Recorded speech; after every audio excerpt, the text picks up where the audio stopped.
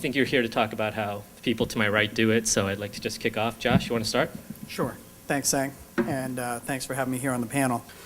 So first, I'll just walk through real quickly who is Gannett, because I find it's kind of hit and miss as to whether people even really understand who it is that we are.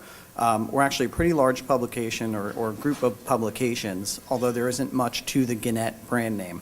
So we have about 90 plus daily newspapers across the country, 23 television stations across the country, each of which is very strong in its own market, but whether or not you know them really depends on where you live. So for example, the Asbury Park Press in central New Jersey is one of our publications. It's a very strong brand in Monmouth County, New Jersey.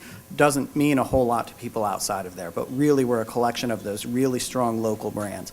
We also have a national brand in USA Today, which has the largest circulation of any national newspaper, and a variety of niche publications as well. And when you put all those different pieces together, we have a lot of scale. So we have about 70 million monthly UVs, 1 billion page views, and it ends up being a very large network.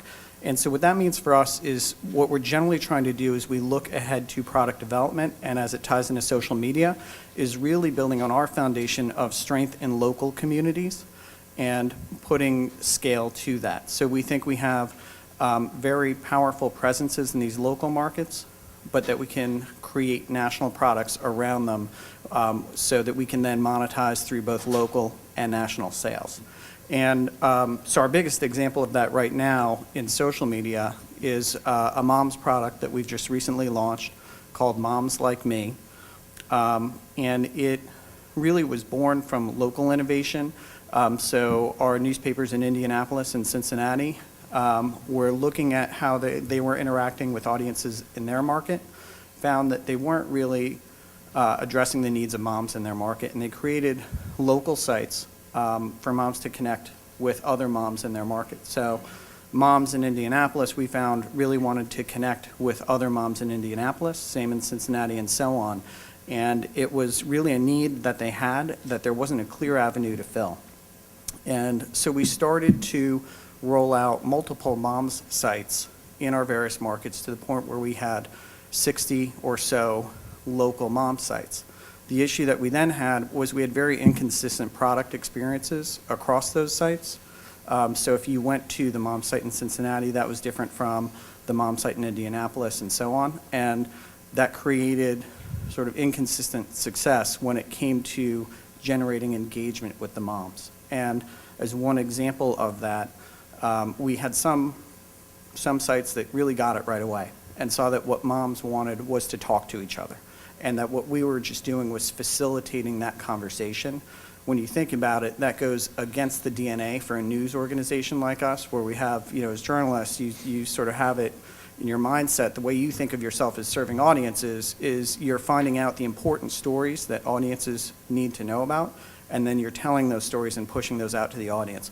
This was about something different. This was about the audience connecting with each other, and again, we were just really there as facilitators in a very different sort of experience. So we found that some markets really got it and were very successful and had a product that took off, others less so. We also, from a monetization standpoint, weren't maximizing our opportunities. So we partly had inconsistent ad positions across our sites, and so we weren't able to sell against it with any national scale. So what we've done is we've created a national brand, Moms Like Me, on the Ripple 6 platform, and we now have a singular product experience across more than 80 sites.